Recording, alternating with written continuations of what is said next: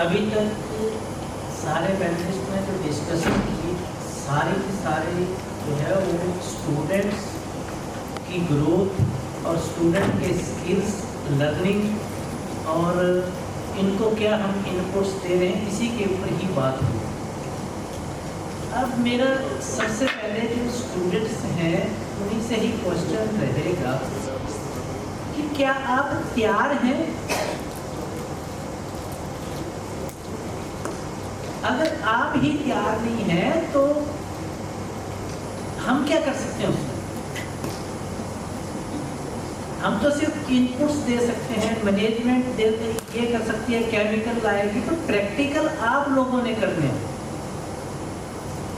तो आपके लिए मेरी यही एडवाइस है कि आप अपना जो काम है, जो प्रैक्टिकल्स हैं, सारे के सारे प्रैक्टिकल जो हैं प्रेजेंटली हमारे वो थ्योरी बेस्ड हैं।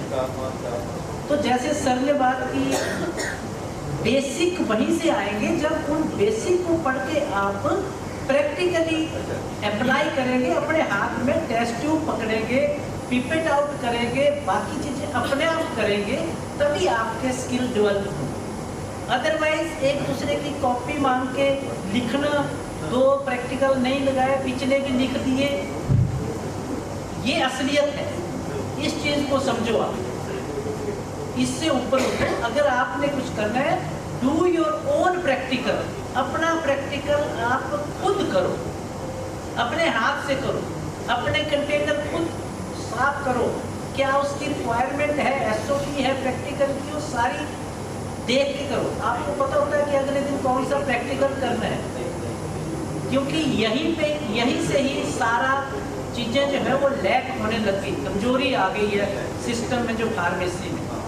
आप मुझे बता दो कोई कॉलेज या कुछ कितने स्टूडेंट है कोई फेल होता है प्रैक्टिकल में? जबकि मैं बोलता हूँ कोई भी पास होने लायक नहीं है आज की डेट में। तो इन चीज़ों पे ध्यान दीजिए। आप बोलेंगे बड़ा ही हार्श हो गया या फिर स्ट्रॉन्ग हो गया? काफी मीठा है, काफी मीठा। तो आप सबसे ज़्यादा जरूर आप लोग, हाँ, आपको कोई बोलता है कि ये मटेरियल नहीं मिलेगा, ये फैसिलिटी नहीं मिलेगी, तब बात आगे बढ़ती है। But use the facilities to the maximum if you want to grow. Thank you very much. Discussion में आगे बढ़ते हुए मैं डिस्कशन में शामिल करूंगा engineer Jitendra Sodhi sir, CMD and director Ayush group of companies. Welcome sir. Sir मेरा सवाल आपसे ये रहेगा कि स्टूडेंट्स में बहुत ईगरनेस होती है इस चीज़ की कि एक नया स्टार्टअप करें। जैसे आज भी एक नया स्टार्टअप हमने देखा, यही कैलिमिनाई स्टूडेंट ने किया। तो किस तरह से एक नया स्टार्टअप या एंटरप्रेन्योरशिप में जो है वो इंडस्ट्री हेल्पफुल हो सकती है स्टूडेंट के लिए? Institute and management, PCI, all the dignitaries on the dais. वही बात हुई हमारे रंजीत जी ने जैसे कहा, मैं बोलने तो कुछ आया था और क्वेश्चन पेपर बदल गया। सो एनीवे, मैंने भी स्टार्टअप किया। मैं बेसिकली इंजीनियर हूँ, हमारी फैमिली में आयुर्वेद था, तो मेरी बिजनेस मैनेजमेंट में स्किल्स होने के कारण उन्होंने सोचा कि ये दिस इज द पर्सन जो मार्केटिंग कर सकता है। यूएसए में भी started this company long back 1990। तो startup basically is very good to very good question I should say. कुछ भी ऐसे स्टार्ट करने के लिए ऐसे नहीं होता कि उठो और जाके स्टार्ट कर दो। उसके लिए बेसिक आपके पास बेसिक नॉलेज होना बहुत ज़रूरी है। अगर आप भी फार्मेसी हैं, वो नॉलेज आप इंस्टीट्यूट से लेके आ रहे हैं, जैसे भाई साहब ने भी कहा, तो आपका एक प्रैक्टिकल एक्सपीरियंस, प्रैक्टिकल नॉलेज होना बहुत ज़रूरी है हर एक चीज़ के लिए। हर कोई भी एंटरप्रेन्योर बन सकता है। मैं समझता हूँ कि जब एक इंजीनियर होकर मैं फार्मेसी का काम कर रहा हूँ, तो आप तो फार्मेसी से होंगे और आप कर सकते हैं। आपके लिए एक वो बेसिक्स पहले ही तैयार है, जो आप पढ़ के उसमें आप ग्रेजुएट होके आए हो, तो आपके पास वो नॉलेज है। एंटरप्रेन्योरशिप के लिए एंटरप्राइजिंग होना बहुत जरूरी है। You have to first have a vision कि आप क्या करने जा रहे हैं। दूसरे लोगों को देख के आप वो काम शुरू कर लें और उसका बेसिक्स भी पता ना हो तो एक आई थिंक फेलियर के बहुत ज़्यादा चांसेस है। अगर भगवान आपका साथ दे रहा है तो शायद you can do it, but अगर आप एक ड्यू डिलिजेंस करके एक प्रॉपर नॉलेज लेके कि इस प्रोडक्ट को मैं इस तरह की मैं बनाना चाहता हूँ जिसका आगे स्कोप है, वो उस तरह की अगर आपकी ड्यू डिलिजेंस है तो आप उसमें अपना स्टेपिंग कर सकते हो। और हमेशा कोई भी स्टार्टअप जितने बड़े हाउसेस ले लीजिए, जितने भी बड़े साइज के हाउसेस ले लीजिए, द स्टेप तो जीरो से शुरू हुआ। उन्होंने स्टार्टअप फ्रॉम जीरो से किया और धीरे धीरे आगे बढ़े और ओवरनाइट बहुत कम हो गए आउट ऑफ 100 जिनको 1-2-3% जिन लोगों को ओवरनाइट काफ़ी ज़्यादा ग्लैमर मिल गया। लेकिन this is very slow process. Don't get so excited कि मैंने आज शुरू किया और कल को मैं मिलियनर बन जाऊंगा। No, it takes time. जब आप करते हो तो आप सीखते हो। पहले तो आपने एक एजुकेशन ली, एजुकेशन में जो सीखा वो आपका आधार बना। उसके आगे चलने के लिए बहुत बड़ी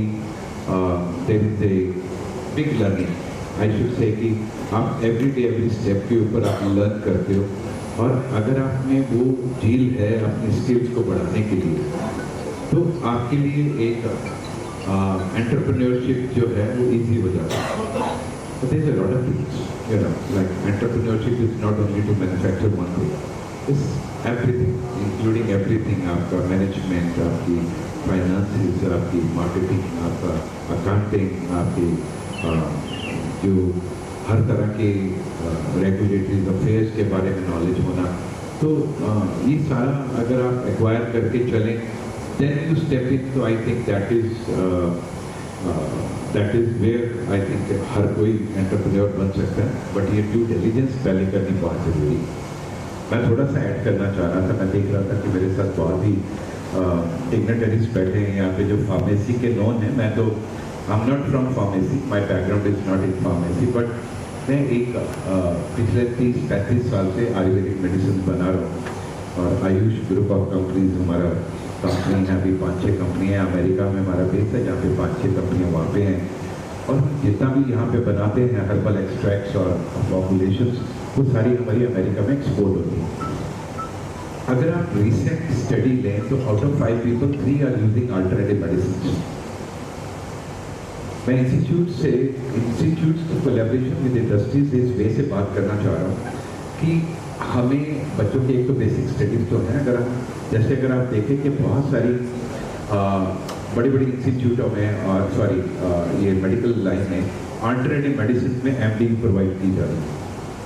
उसी तरह हमारे फार्मेसी के बच्चों को अगर हम अल्टरनेटिव फार्मेसी में मास्टर्स प्रोग्राम दें जिसमें इनको दोनों तरह की, बिकॉज बेसिक्स आर सेम, अगर ये दोनों तरह का इसका कॉम्बिनेशन बनाया जाए तो बच्चों के लिए ज़्यादा सक्सेसफुल होना ज़्यादा पॉसिबल है, क्योंकि they will be having a multi skills now. Multi skills होने से जितना मल्टी स्किल्स है उतने ज़्यादा आपका होराइजन ब्रॉडन हो रहा है, उतना ज़्यादा आप सीखते हैं।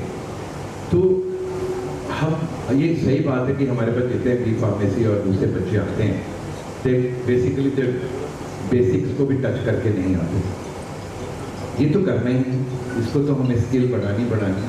इंस्टीट्यूट बहुत सारे जैसे हमारे लॉरिएट है या मैं कई और इंस्टीट्यूट्स को भी जाता हूँ, आपके पास इक्विपमेंट है, आपके पास R&D लैब्स हैं, आपके पास रिसर्च का काम है।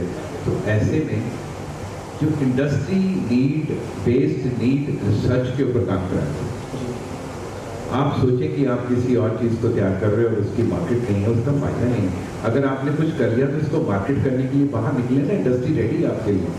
Industry will take it if it is interested and they find it there is an opportunity, they will come and take it from you. इस तरह आपका ये जो टेक्नोलॉजी ट्रांसफर का है, ये easily this can be achieved and I think testing part है। Lot of pharmacies के पास ऑलरेडी ओवरलोडेड है, उनके पास एक बिग अपना टेस्टिंग लैब्स होती हैं, लेकिन उसके अलावा भी कुछ टेस्टिंग होती हैं जो कि इंस्टीट्यूट्स वगैरह प्रोवाइड कर सकती हैं। Cost they can make money out of that. and collaboration in developing the new product, new formulations, research-based studies, human studies, these kind of things. I think institutes अगर थोड़ा सा और अडॉप्ट करें, further आगे बढ़े, तो जैसे कि इंडस्ट्री का सिनेरियो चेंज हो रहा है, people are choosing modern medicine now for only emergency reasons, and for cure and all that they are going towards the alternative methods. वो एक हमें देखना पड़ेगा कि हम क्या अपने बच्चों को बस मॉडर्न के लिए तैयार कर रहे हैं, कि उनकी लाइफ का आगे सोच रहे हैं कि they can go and serve their human beings also with the another companies which are doing alternative things also, वहाँ के लिए भी फिट हो जाए. जैसे आयुर्वेद में फार्मेसी है, तो वही हाल है जो आपके बच्चों का हाल है, वही वहाँ की हाल है. तो आई थिंक एक कोलैबोरेटिव अगर अल्टरनेटिव एम फार्मा ऐसा प्रोग्राम हो जिसमें बच्चे दोनों नॉलेज लेके आगे निकलें, तो उनका होराइजन बढ़ेगा, इंस्टीट्यूट्स का होराइजन बढ़ेगा. Institute will be offering more academias and all that. तो इस तरह से I think good relationship between industry and pharmacy institutes के साथ में बन सकता है. मैं समझता हूँ कि PCI को इस तरफ थोड़ा सा ध्यान देना चाहिए कि इंडस्ट्री बेस्ड नीड प्रोडक्ट्स की डेवलपमेंट की जाए. बेसिक नॉलेज तो होना ही चाहिए, बट जहाँ हम एम फार्मा की बात कर रहे हैं, जब हम PhD की बात कर रहे हैं, ताकि उसको एक रेडी मटेरियल मिल जाए इंडस्ट्री को, और they can start doing the further work जो उसके ऊपर प्रोडक्शन एंड मार्केटिंग है. I once again like to say thank you to all of you. Thank you sir. Thanks for. आगे बढ़ते हुए मैं चाहूँगा कि ऑडियंस भी शामिल हो इस डिस्कशन में. आपकी तरफ से अगर कोई सवाल है, कोई भी क्वेरी अगर आपके माइंड में है रिगार्डिंग एकेडमिक्स, रिगार्डिंग इंडस्ट्री, तो आप प्लीज़ अभी अपना हैंड रेज करके, हमारे एक्सपर्ट आपके सामने बैठे हैं, आप अभी उनसे बात कर सकते हैं. Any questions from audience please? Good evening to all the dignitaries. My question is from Sir McLeod. Sir, my question is for the students. When they get out, beyond the curriculum, like Gupta sir told, 7.0 industry is going, and our academy, our curriculum is going on 4.0. The gap between this curriculum and the need of the industry are, what industry expect from the students and teachers to deliver them so that this gap can be bridged? Nice question. I told you that McLeod has already started his center of excellence for this purpose, to build this, to build a bridge to fulfill the gap. We have the center of excellence, and that is equipped with all kind of instrument, HPLC, you can say UB, and all other instruments which we have used at the starting level. We are taking the students from the institution and train them on that particular instruments. This duration of this course is about 3 months, and during this course we are starting from pipetting and train them up to HPLC. So as you know that, because institutions are not have a too much facility for the new instrument, like, because in our HPLC software, as we have started this career, we are working on LC solution software. Now today we are working on Chromios 2.0. So the software are also changing. So that's why, but we are the industry, so we have taken demo models from the vendors along with our product.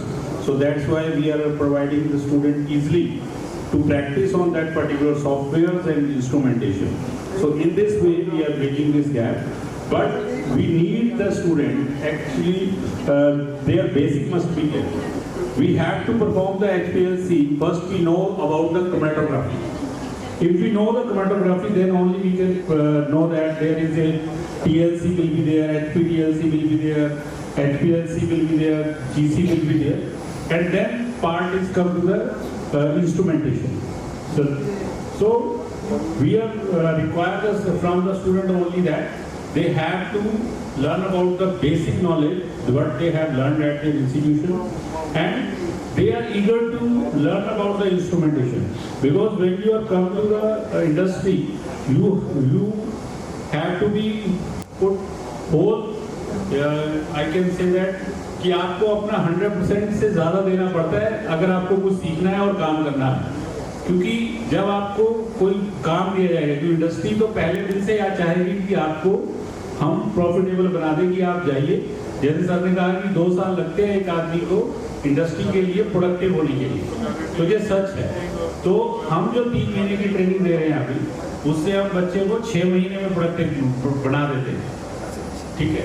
लेकिन अभी इसमें भी हमें challenge आ रहा है, अभी बच्चे को पिपेट आउट ही नहीं करना आता सर, तो मैं उसे HPLC पे कहाँ पे लेके जाऊंगा तो ये बड़ा प्रॉब्लम है। मैं अपने सेंटर ऑफ एक्सीलेंस में 5000 टाइम्स उसे सिर्फ पिपेट आउट के पिपटिंग का प्रैक्टिस करवाता हूँ, तब जाके वो पिपटिंग सीखता है, 2 ppm 3 ppm 4 ppm का सोल्यूशन बना पाता है। और ऐसा हम चाहते हैं कि ये जो बेसिक टेक्निक्स है ये इंस्टीट्यूशन में ट्रेंड हो जाना चाहिए। बच्चे ने अगर 10 ppm का सोल्यूशन बनाया है तो वो चैलेंज कर सके सर ये 10 ppm का है, आप चाहे यूपी पे करो चाहे HPLC पे करो, इसमें कोई इंडस्ट्री का लेना देना नहीं है। अगर 10 ppm है तो 10 ppm है, इंस्टीट्यूशन में बनाओ चाहे इंडस्ट्री में बनाओ, ये आपका एनालिटिकल हैंड का स्किल है। तो ये डेवलप हो सकता है आपके इंस्टीट्यूशन में, आप इसको डेवलप करिए।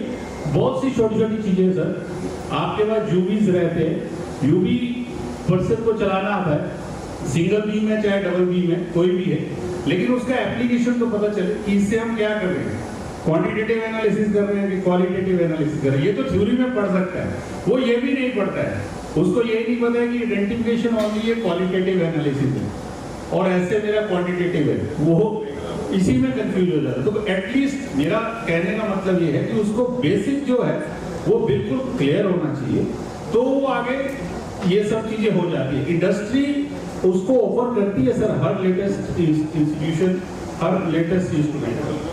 Thank you. कमेंट करूंगा, हमारे साथ जुड़े हैं Shri Surendra Nadda sir, spokesperson है। Welcome sir.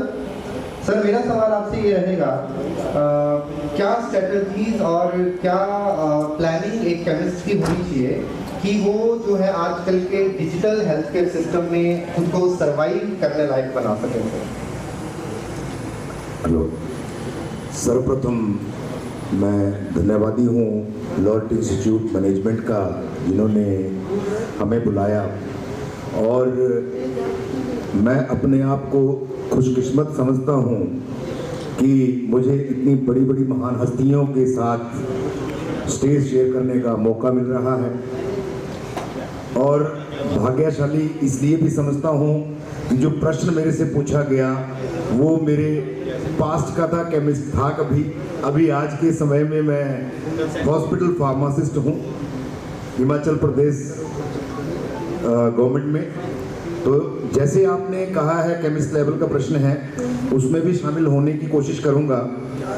प्रेजेंट सिनेरियो में हमारे बच्चे जो भी, देखिए अपॉर्चुनिटी सब जगह मिलती हैं। अब जैसे आपका कंप्लीशन ऑफ योर एजुकेशन, आप उसके बाद चूज करते हैं हमें करना क्या है, ये आपका भविष्य पहले से ही तय होना चाहिए। आप अगर एक ओरिएंटेशन लेकर के एक प्लान करके चलेंगे कि मैं बी फार्म कर रहा हूँ, एम फार्म कर रहा हूँ, मेरा भविष्य कहाँ पे बनना चाहिए, तो आप एक बहुत अच्छा उसमें आप कर सकते हैं। एक टारगेट लेके चलेंगे, मैंने केमिस्ट शॉप करनी है, अच्छा केमिस्ट बनना है, तो target from very first day होना चाहिए। आपने इंडस्ट्री में जाना है तो आप इंडस्ट्री का टारगेट भी आपका फ्रॉम वेरी फर्स्ट डे होना चाहिए। रीज़न उसके पीछे यही रहेगा, अगर आप एक टारगेट लेके चलते हैं तो आप उसको बहुत अच्छे तरीके से इम्प्लीमेंट भी करेंगे और उसमें एक अच्छी खासी महारत भी हासिल कर पाएंगे।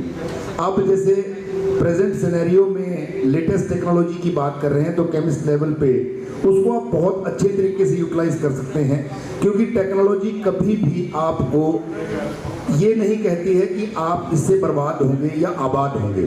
आप टेक्नोलॉजी का साथ लेकर के आगे बढ़ सकते हैं, वो आपके कार्य क्षमता को आगे बढ़ाने में आपकी सहायता करती है।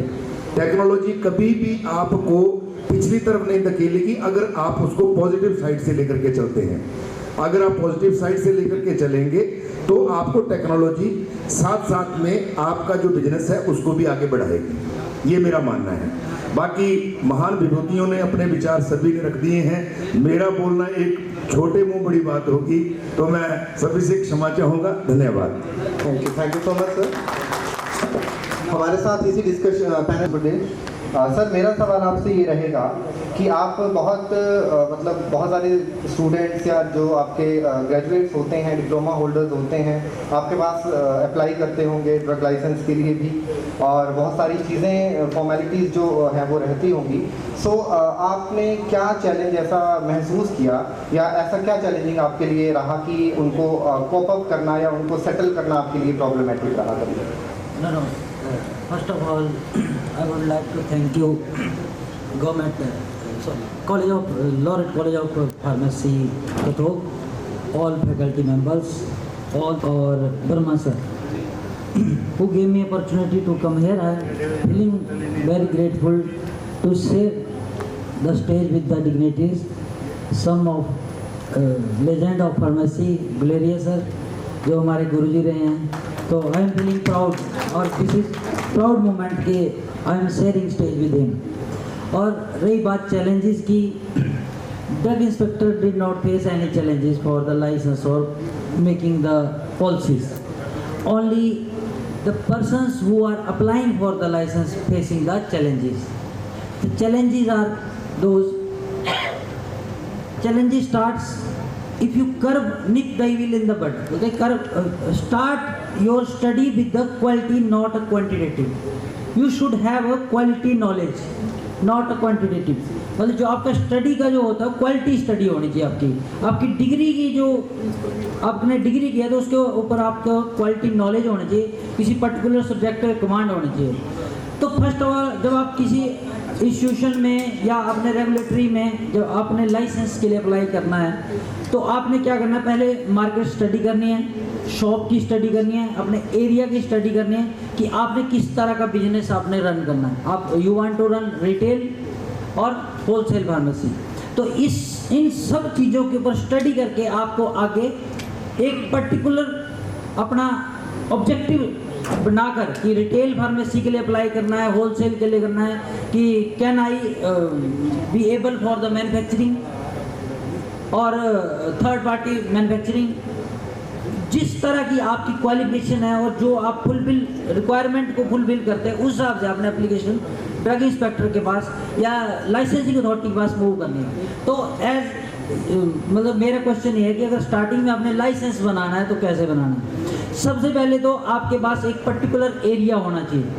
आपने सारी क्वालिफिकेशन और रिक्वायरमेंट अपने आप से फुलफिल कर दी कि I am eligible for retail drug licence, तो फिर आपके पास एक पर्टिकुलर स्पेस होना चाहिए और minimum area for retail and wholesale drug dual के लिए 15 स्क्वायर मीटर्स होता है।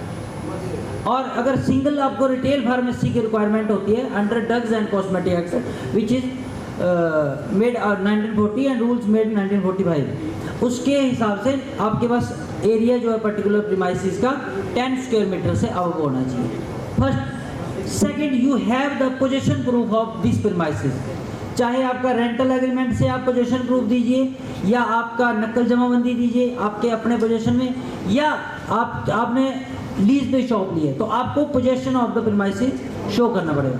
और there should be requirement of electricity facility, क्योंकि ड्रग्स की स्टोरेज के लिए आपको एसी भी चाहिए होता है, रेफ्रिजरेटर भी चाहिए होता है, तो उसकी वर्किंग के लिए आपको इलेक्ट्रिसिटी की फैसिलिटी होनी चाहिए।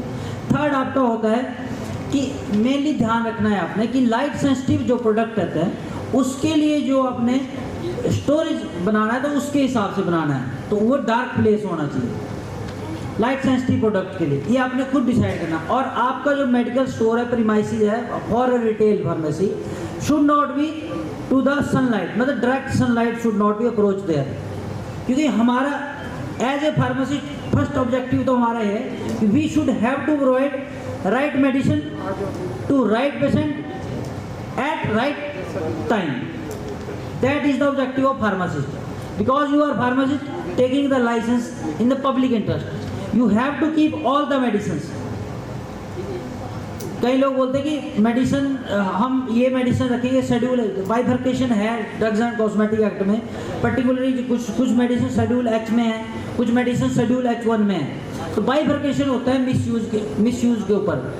तो मैं इसके बीच में दो बातें रखूँगा, जैसे हमारे चीफ गेस्ट साहब ने भी बताया कि बायोलॉजिकल मैग्नीफिकेशन है और एंटी माइक्रोबियल रेजिस्टेंस एक बर्निंग इशू हो गया है। WHO ने एडवाइजरी जारी की है कि एक इशू हो गया है, तो ये सब इशू क्यों हुआ?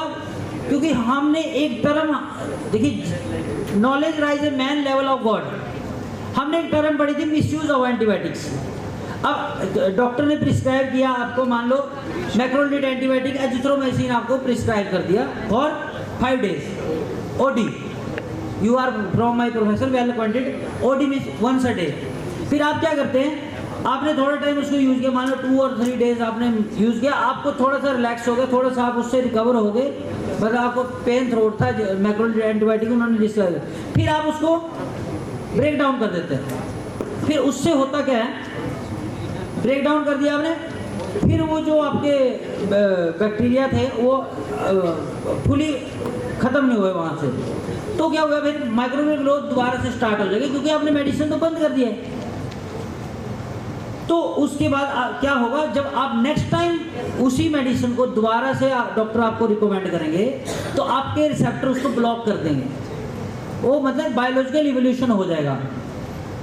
और इस चीज़ को बोलते हैं माइक्रोबियल रेजिस्टेंस। और anti microbial resistance is a very huge burning issue. Microbial TB के केस में आपने सुना है माइकोबैक्टीरियम ट्यूबरकुलाई होता है, टीबी ट्यूबरकुलोसिस कॉज करता है। तो आज micro resistant TB is also challenge due to this.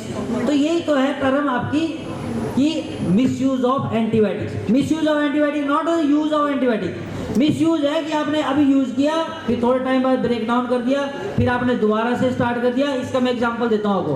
पहले हम सल्फोनामाइड यूज करते थे, इसमें सेप्ट्रान यूज करते थे। सेप्ट्रान से इजीली बंदा का जो इन्फेक्शन होता था रिकवर हो जाता था। कुछ टाइम बाद फिर रिकवर होना कम हो जाए क्योंकि मैग्निफिकेशन हो गई। मैं बायोलॉजिकल मैग्निफिकेशन बताऊंगा इसके बाद कि बायोलॉजिकल मैग्निफिकेशन हो गई बॉडी में, कुछ जो पोर्शन है ट्रेसिस है उस सल्फोनामाइड के बॉडी में रह गया और वही इनहेरिटेंस होता रहा, हेरिडिटरी हमारे आगे सिबलिंग में चला गया। और जैसे सल्फोनामाइड से रेजिस्टेंस मेरे अंदर होगी तो मेरा बच्चा भी सल्फोनामाइड से ठीक नहीं होगा, तो मुझे हायर एंटीबायोटिक्स के ऊपर जाना पड़ेगा। First generation, second generation, third generation, तो स्पेलोस्पोरिन पे जाना पड़ेगा। तो सेकंड और थर्ड जनरेशन पे क्यों जाना पड़ा? क्योंकि हमारी माइक्रोबियल रेजिस्टेंस हो चुकी है, कुछ ट्रेसिस रह गए थे। इसका एग्जांपल देता हूँ मैं आपको। जब हम मतलब एट चाइल्डहुड टाइम में, अपने टाइम की बात करता हूँ कि हम DDT यूज़ करते थे। तो DDT जब हम यूज़ करते थे तो क्या होता था, उससे हमारे मॉस्किटोज हो गए, हाउस फ्लाइज हो गई, कैट हो गए, हमारे पेट एनिमल्स हो गए, वो सब कुछ उससे ख़त्म हो जाते थे। पर आज की डेट में इवोल्यूशन हो गया। अगर आप DDT यूज़ करते हैं, डाइथाइलटेट्राक्लोरोथेन पढ़ा है आपने, इसकी कोई इशू नहीं है, ठीक है। ये जो DDT है आज की डेट में हमने इसको इवोल्यूश कर दिया, एवोल्यूश कर रहे हैं, इसको हम यूज़ नहीं कर रहे हैं। यूज़ इसलिए नहीं कर रहे हैं क्योंकि उन जो हमारा इकोसिस्टम था उसका इतना ज़्यादा इवोल्यूशन हो गया है, बायोलॉजिकल मैग्निफिकेशन हो गया है, मतलब कुछ ट्रेसिस उसमें रह गए और वो उन सब की इकोसिस्टम में बॉडी सबकी रेजिस्टेंस हो गई है। और आज की डेट में बर्निंग इशू यही है हमारा, जो हमारी रेजिस्टेंट टीबी जो है, इसके रिगार्डिंग हमने कुछ ड्रग्स थी जो शेड्यूल H में, उनकी जो हैंडलिंग है, डिस्पेंसिंग है और उनका सेल परचेज है, वो हमने बाइफरकेट करके एक नए शेड्यूल H1 में कर दिया कि इनकी हैंडलिंग है सोफिस्टिकेटेड तरीके से होगी। आपने ये वाली ड्रग्स पर्टिकुलर रिकॉर्ड के ऊपर लेजिबल डॉक्यूमेंट आपने मेंटेन करना है और इसका रिकॉर्ड रखना है और उसको फिर ये डिस्पेंस करनी है, क्योंकि हमारा काम है dispensing. Should have a good knowledge. अगर आपको नॉलेज नहीं हुई तो आप आगे क्या बताएंगे उसको, आपका एडवर्स ड्रग रिएक्शन होगा।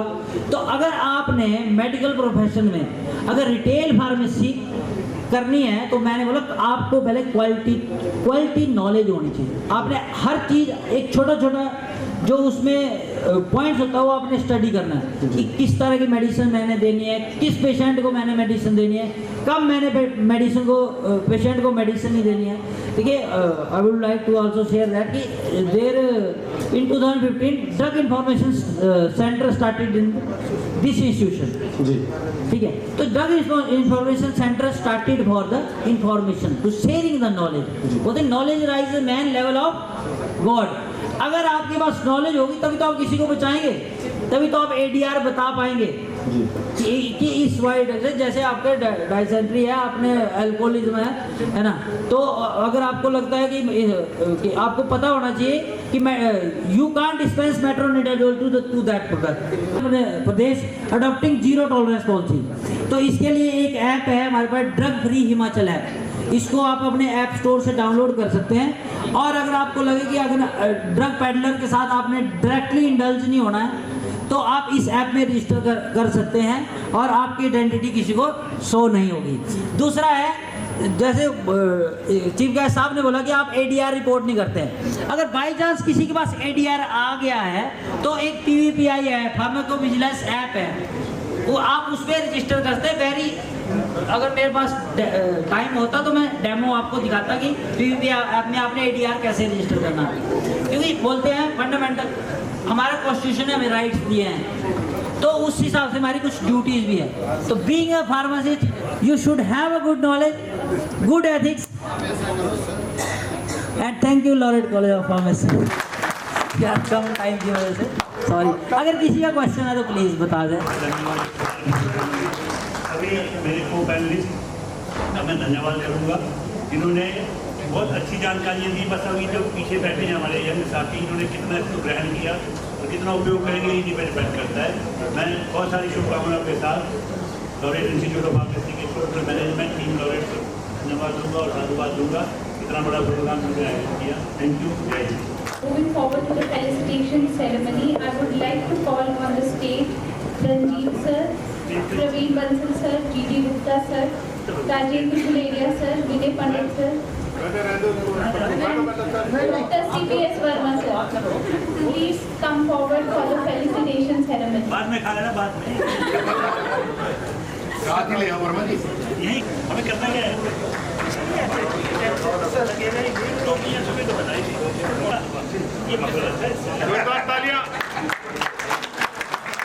पर्सन HPHPQ एसोसिएशन आमंत्रित करेंगे doctor Virendra.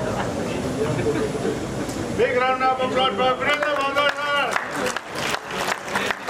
Yeah, yes. Ayush Group of Institutions, Ayush Group of Companies, Ayush Hub। और भी काम में चलाने We would like to call Mr. Abhinav from East Sundarnagar. A big round of applause for Mr. Abhinav. तो international alumni है अपना, चलो बेटा। To call on stage Mr. Hans Raj, IEC University Baldi.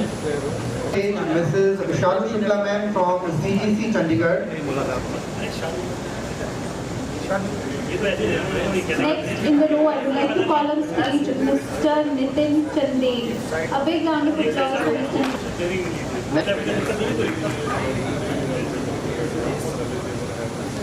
Next.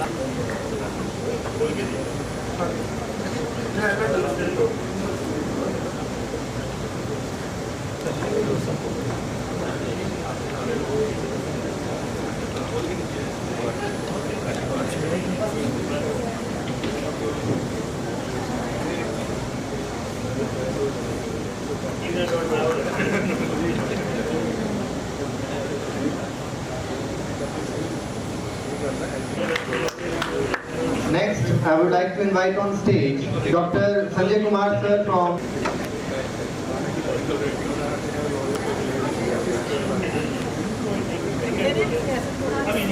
Next, I would like to call on stage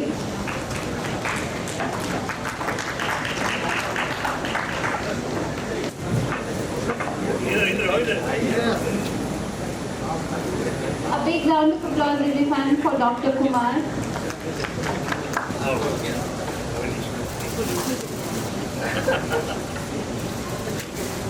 Shankar Yadav sir.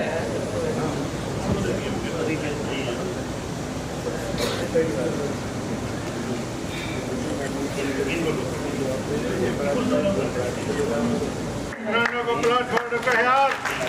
जोरदार तालियां। I would like to invite on stage Dr. Ramandeep sir from HIP Ponta Sahib.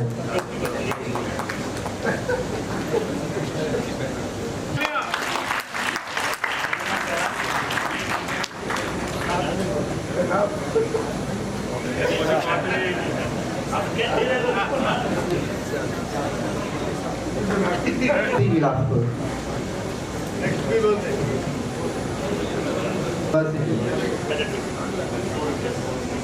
Next in the row, I would like to invite Dr. T.R. Bharadwaj sir from Bati University.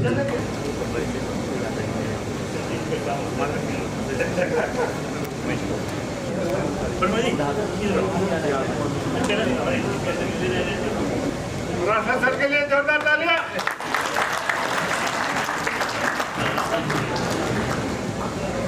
For Dr. Rajesh Guleria, sir. मेरे नाम के लिए जोरदार तालियां।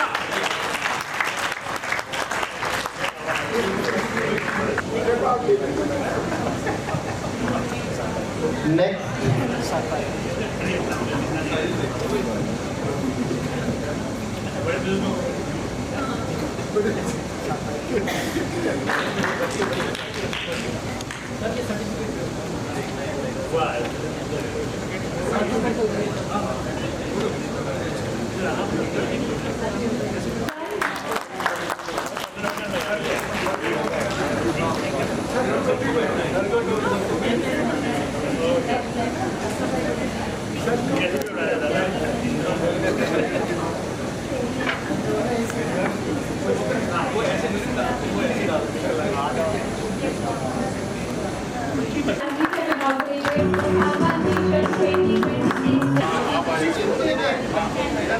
For the contribution of judging to Dr.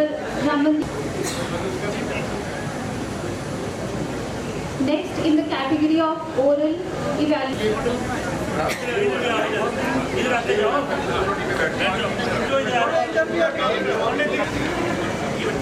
Next, prize in working model. Now, winners of working model goes to Sohana Bhatia.